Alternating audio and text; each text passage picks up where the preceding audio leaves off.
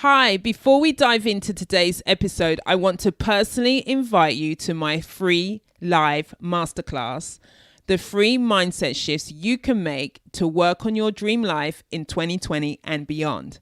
It's the first time that I'm putting on a masterclass like this. As you know, I've been coaching people and working with organizations for nearly 30 years. And for 20 of those years, I've been running my own business. So having worked now with thousands of people, as you can imagine, I have a lot of things to share about what gets in the way of people really having the life that they want. And I know that you want to figure out how to remove the barriers that come up for you as you go for your goals. So I want to really support you in being successful and meeting your 2023 goals. And more importantly, in having the life that you want and that you dream of. As you know, I talk about living life by design and not default. So I wanted to put something on that's going to support you with how do you do that? How do you live your life by design and not default? So I'm going to give you some of my best kind of material around mindset shifts. So let me tell you some of the things we're going to cover. I'm going to cover the thought habits you have that literally has the power to stop you from chasing the dreams that you want. I'm going to talk about how you can create the mindset shift that you need so that you can grow in confidence and be inspired in pursuing your goals. And what are the things that can free us from when we feel stuck or when we feel frustrated or when we feel dissatisfied, and really so that you can come away with having a much clearer strategy on your 2020 goals. I'm also going to share with you some of the key approach or formula that I use with my clients and on my own life that I've used time and time and time again. So you do not want to miss this masterclass. I'm going to deliver a couple of this year in the beginning and then maybe at the end of the year, so you don't want to miss it. So go to shirleymcalpine.com/masterclass. That's shirleymcalpine.com/masterclass to grab your free spot. As I said, you're going to love this training. It's going to give you value. You're going to get some powerful insights and it's going to really kickstart your 2020. It's going to be worth every bit of your time. So shirleymcalpine.com/masterclass. I can't wait to see you there. You're listening to She's Got Drive podcast, the podcast that inspires women to be a driver in their own life through the life and stories of Black women with drive. And I'm your host, Shirley McAlpine. I'm a business consultant, an executive coach, and a leadership facilitator working with people and organizations to live their lives by design and not default. Welcome back to another episode of She's Got Drive. Welcome back. And this is the part 2 to the Patrice Washington episode. It's a great episode. You're going to love this part 2 as much as I am sure that you loved part 1. I got some lovely feedback. Now, Patrice, if you remember, she's known online as the Wisdom and Wealth Money Maven, and she's the founder and CEO of Seek Wisdom, Find Wealth, which is a personal finance training and development firm focused on moving you from debt management to money mastery. She's a number one best-selling author, Real Money Answers, and a captivating speaker. She's been the personal finance expert in the Steve Harvey show, radio and television show since 2014, and as well as appeared in dozens of different publications from Essence as well. She's been on Dr. Oz, she's been in Cosmopolitan, she's been in the New York Post. So she's touched millions of people. I know that you were inspired by her in the first part of her interview, and I am certain that you'll really appreciate what we talk about in this week's episode 2. So I give you Patrice Washington. How do you, as a working mom, balance that as a, and then and recognizing the kind of, I always get challenged with the kind of, what's the role modeling that I'm doing for my children as well? Yeah. Because they will see what you're doing versus not just what you're saying. It's so funny that you bring that up, because just yesterday was one of those days for me where my daughter ended up having all this last minute stuff she didn't tell me about that we had all weekend to talk about. And so the morning became hers. So in those times, first of all, I've learned to show myself grace, because I used to be very rigid about my schedule. And it says on the clock that I need to be doing this, and that's all I want to do at that time. So I've become a bit more flexible and not as rigid, because it's also a great honor to be a mother. But my daughter's a miracle. She wasn't even supposed to be here When I got to the hospital after falling down the stairs and going into preterm labor at 20 weeks, Wow. they were like, baby's coming any minute, you know? And so to hang on in the hospital for 10 weeks, and then she be born at 30 weeks, 3 pounds, 2 ounces. Wow. See her today at 11 years old. You would never know that. And sometimes when I want to fuss at her, the spirit does say, now, wait a minute. This the one you prayed for. You asked about this one. Don't like, you better calm down. I try to take that into consideration, knowing that although I'll always be her mother, the time that I have with her in my home is probably shorter, is getting shorter. About 7 years. Yeah. 7 like years. It's nothing. I mean, 10 years have flown by. Like, I'm still trying to figure out what happened to my 5-year-old, That's you know? right. I've got an 11-year-old son, and a 15-year-old daughter. So yeah, it's flying by. So I've learned to show myself grace in that process. But what I aim to even, model for Reagan is that you do come first. And I want you to know that you can have all of these roles. You may not be able to be all of them in one moment. So, for example, what ended up happening is I had to go, I took her to school, came back, did my whole thing or whatever, went through the day. But then after I dropped her off at home, and I was like, okay, I'm going to the gym. Like, because this is still going to get done, because this is for me. So you're on homework duty yourself this evening, because I had already given you my hour this morning, right? And so, but she understands that, she knows. And I think what I never saw my mom do was just take care of her. She took care of everybody else, many times to her own detriment. Right. And what I always said is, especially if I had a little girl, that I would want her to know that as much as you were called to be a mother, you were still called to be you. Yeah. And whoever else whatever other role that you feel called to. I just try to do my best to show her that, look, you take care of yourself. Like, you still have to make time for yourself. I think she prefers for me to go make time for myself, because if I haven't, I think I'm irritable. Right. I know I'm more irritable.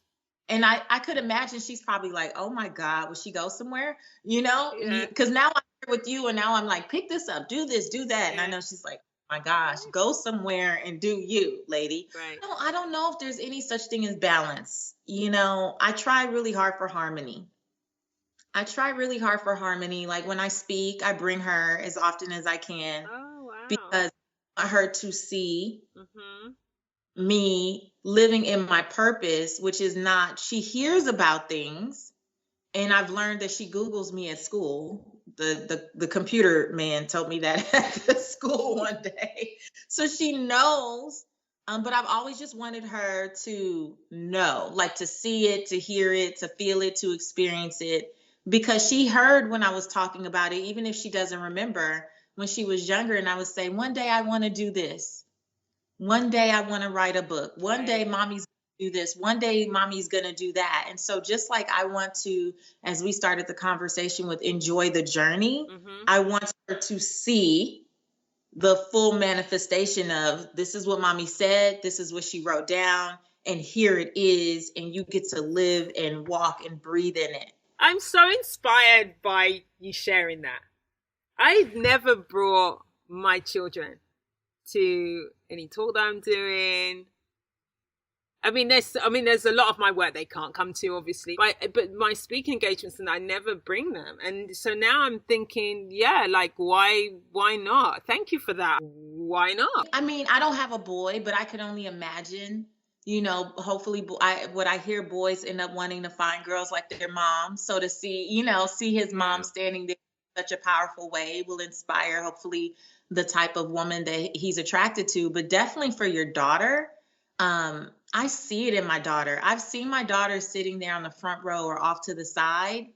And sometimes I'm like, is she even listening? Is she? I really don't. I don't know. But I remember one time she came with me. I was speaking at the Neighborhood Awards. This was Steve Harvey event years ago. And there was like 5,000 or 6,000 people in the auditorium. And she said, she was like 7, 8. And she's like, Mommy, were you scared? It was so many people. And I was like, I was like, girl, my stomach was turning, my pits were sweating. I was, and she was like, but I couldn't even tell. You did so good. But she was so proud. Nice. And I felt like that's what it's about. Like, because then for her, she knows that I was scared, but she saw me do it anyway. Right. And if she knows that mommy did that, even now she journals, she's starting to journal more without me like nagging about it. So she's been journaling more. And so she's picking up things. And I feel like it's just our example. It's our responsibility to just be the example of the best pieces of what we have to offer. Right. And I always tell her, I'm like, you're probably going to end up in therapy anyway. I understand this. You're going to go to your therapist to be like, my mom was completely nuts in some form or fashion. Like, doesn't matter. Best parents in the world, your kids end up in therapy. Exactly. So I said, and there's going to be a lot of things that I know you've been challenged with, because there have been seasons where I was gone a lot and where we sacrificed for me to do a 6-week tour, or for me to do some of these things where I disappear and go to a hotel for a week just to write. Right. And you're just with daddy and a nanny. Not that daddy isn't great, but daddy's not mommy. Right. And so you're going to have some challenges with that. And I understand that, but I also want you to see the impact of what that was. It wasn't me just leaving to leave. Yeah. It wasn't me just, going to do, and it wasn't just for money. Like, I let her read people's testimonials.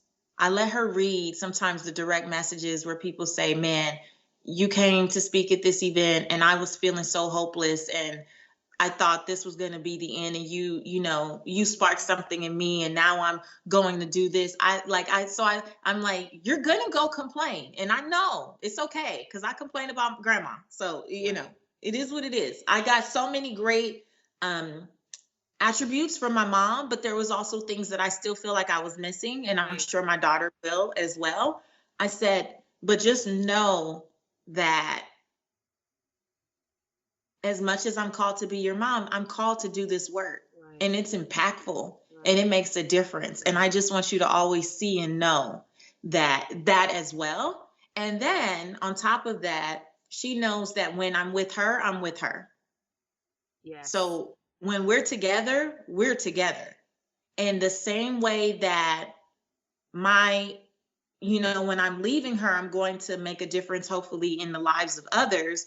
When I'm with other people, I make sure that they know too that, I have a child who I'm doing everything I can to pour into. So there's to me, there's harmony, because I'm always kind of weaving in both. Right. But when I'm with my daughter, she knows, like, we don't have phones at the table. We have mommy-daughter dates. We have our spa day sometimes. We call it spa day. She just goes to massage MD. But it feels good for her, right? So we do like our little mother-daughter massage, or we go hang out. We're going to a cake decorating class this weekend together. So when we do things, and when those moments are happening, even if I post about them, I'm posting about them 2 hours after they happen. Right. I'm not posting about it in the moment that it's happening. I'm very present to what's happening. And I feel like, that's the best I could do. I'm doing the best I can with what I got. And as long as I'm present to wanting to be the best I can in my work, but also the best mother and wife I can be, that's all I can do. Yeah. But I'm so grateful. They show me so much grace, my husband and my daughter, and they are the most encouraging people in the world. They both encourage me so much, and I encourage them in the things that they want to do too. I think that we have to give a big shout out to everyone who supports us to be who we are in the world, and sometimes we forget that behind every successful person there are some cheerleaders, or champions rather than cheerleaders, champions, who are supporting them and encouraging them. And I thank you for sharing that about, you as a mom, because it's such one of the inquiries that I'm often in, like, what kind of mom am I? How am I being my best mom self? How do I fulfill that role whilst fulfilling the other roles that I have in the world? What does good look like? How are they doing? Checking in, are they okay? You know, they'll let me know as well, you know, as we sit down and have conversations. And what does mummy, and sometimes mummy time, our dedicated time, sometimes they say, I don't want to do it this weekend. I'm like, you know what, we're good, we don't have to. It's like really having choice in the matter, versus, which has been a shift for me, where historically from a place of guilt, it was like, no, we are going to go out, we are going to do something together. And it was really more about me, like trying to like assuage my own guilt of having been away, you know. It's like, no, we're going to go, we're going to have some fun. And then so it's like, actually they'd rather just be at home. And what I've understood more is, as particularly as they've got older, that me in the background is more important than sometimes me in the foreground with them. Like, they want to know, they love that when I'm here and I'm just like, oh, whatever I'm doing, because they just know that I'm here, and that's what they wanted. She just needs to know that I'm there, right? That I'm present, but doesn't always need me. It's like, come on, mommy, but stay here. Yeah. Which is cool too. Like, I really enjoy this stage. I always tell people, you know, I really like her as a person. Like, yeah. Her. You know, I'm like, man, in 10 years, this is gonna be my girl, you know? Like, right. I really enjoy her as a person, and it's beautiful to see, you know, parents come up to me when I come up to the school, or the administrators or folks, and they give such lovely compliments about her confidence, or about how she advocates for herself. If her grade is not right, girl, she will email a teacher in a hot second. And I've been teaching her that since she was like 6 or 7. Like, you must speak up for yourself, because mommy won't always be here. Right. And, you know, nowadays you have parents who are going up to the college talking to professors. And I love that she can shake a hand with confidence and look an adult in the eye. Yeah. And, you know, and not, you know, that used to be seen for some as a sign of disrespect. But it's not a stare down. She's just confident. She can say, hey. But you can do that in a respectful way. You know, we talk about always being great with people. You know, like, there's a way of being that you are. You always come from a good place with people. And but yeah, like, your ability to meet people where they are. And yeah, so I think that what they see, they also see you. They see your husband. She'll see how you be with one another and be with people in the world, and she'll want to mirror that as well, you know. So I'm mindful, I'm watching the time as well, and I know that your time is so precious. I've got one question that I would like to ask you around courage. Is that okay? Can we just... Absolutely. You know, I'm asking all my guests this question now around a courageous moment in their life, and that's kind of come out of the experience last year of losing my mom, and watching her and her courage in her journey, and recognizing that there were many times in her life where she was courageous, you know, and that our courage is sometimes, as I say, on behalf of ourselves or on behalf of others. So I know that you've had some challenging times in your life, so I'm curious to hear of your life experience. What would be a courageous moment that you'd want to share with us? Oh, so many things, I believe. But what comes up for me in this moment is thinking about the day that I went to speak to my mentor about me writing my first book. And, you know, my whole story is that I had a 7-figure business. I started in college, and then grew it to a 7-figure business by 25, and then lost it all in the recession. And I went through this season of going from that to literally scraping up change, being on welfare, getting food stamps, living with notices on the door every other week for something or the other. And so I'd gone through all these things, and had this defining moment where I felt the Holy Spirit when I was in a moment of just despair, and snotting and crying and saying, God, why me? How did I get to this place? And the Holy Spirit told me, get my Bible. And there was a Bible verse that just changed everything for me. Proverbs 17:16, which was, what good is money in the hands of a fool if they had no desire to seek wisdom? And that Bible verse gave me the audacity to believe. There's something about it in that moment. First, I said, okay, I've been a fool. Cool. Got that. Thanks, God.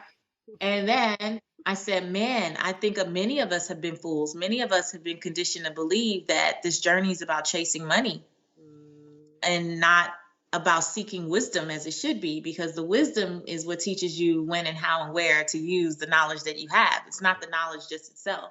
And so that gave me the audacity to jump up, start a blog, and I started writing for a few magazines, and I was speaking in, 10 people here, 15 people there, just getting out there, kind of doing my little thing. And a couple speaking engagements, people said, do you have anything, that we can, do you have a book, or do you have anything? And I'm like, book? No, I gave it to you all on the stage. That was it.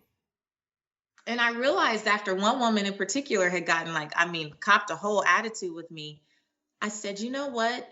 What I'm doing is unfair, because I'm sharing all of this and I'm giving people hope and opening them up to all these possibilities. And then I don't have anything practical for them to go and do. Right.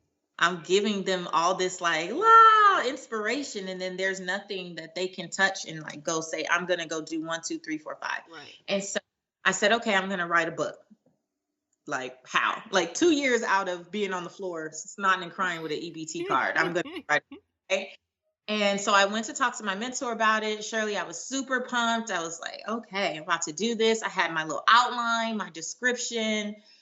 I was in it, and I sat down, very smart guy, talked to him, and he said, who's going to read it?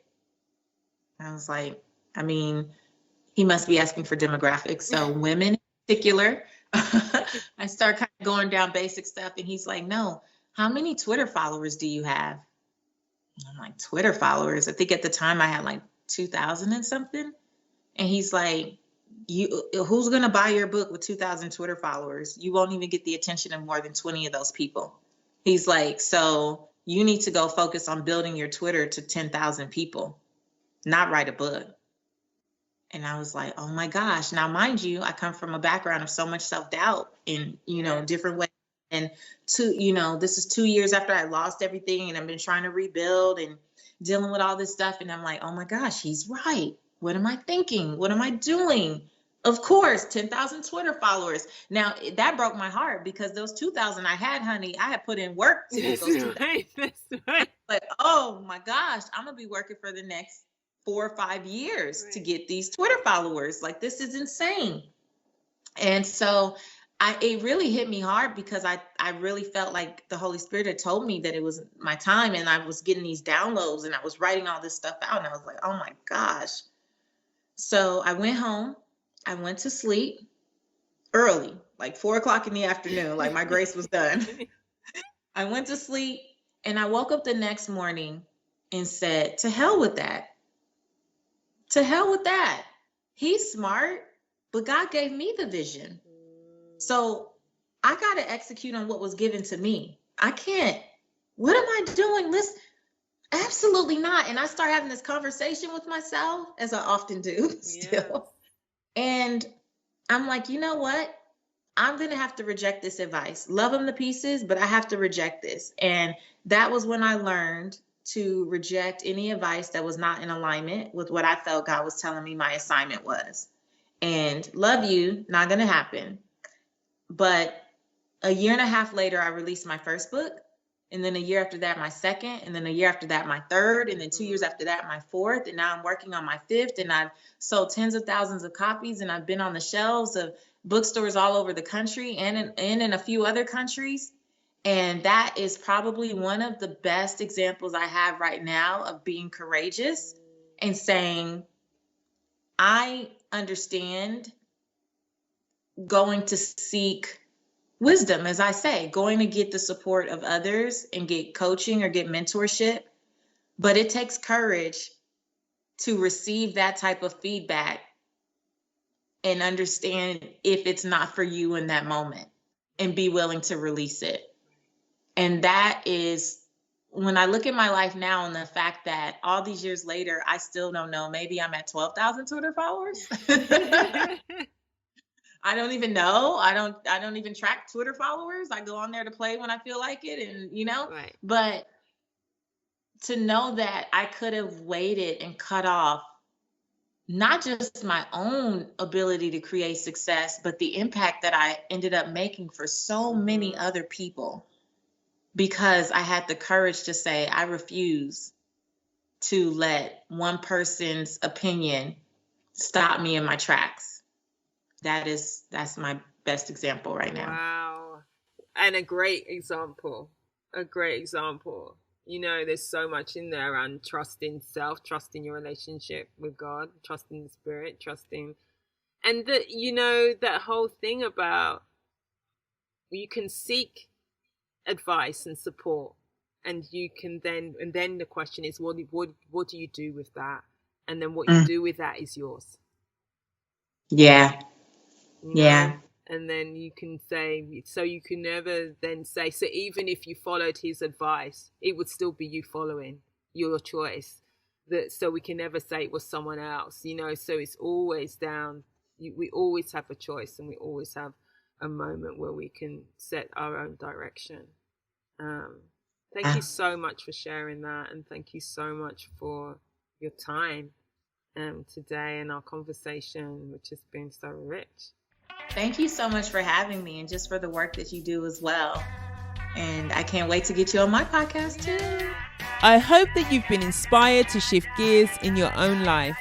You know, I always love to hear from you and what you're getting from this episode, because my takeaway from this was really about two things. The first thing for me is in our conversation about what it's like to be a mother and an entrepreneur, really crystallized for me something that's so important.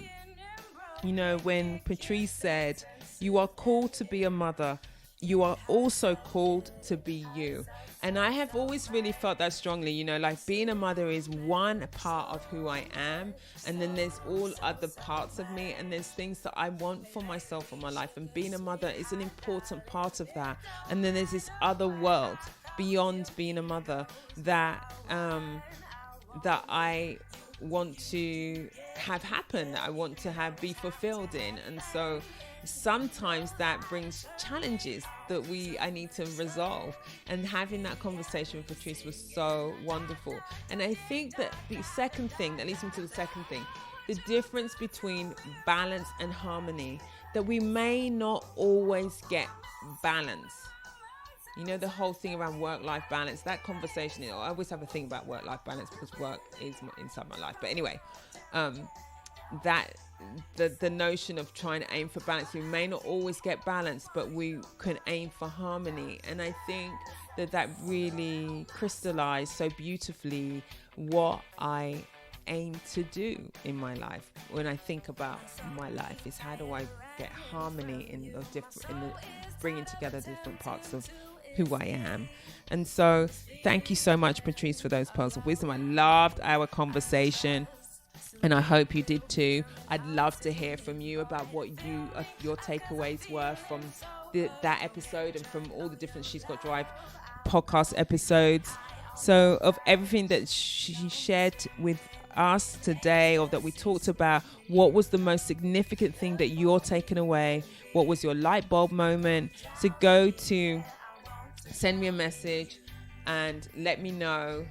I'd love to hear from you. So my Instagram account is at Shirley McAlpine. She's Got Drive Facebook page, or you can send me a message via the shirleymcalpine.com/contact me. Don't forget to rate and review the show as well.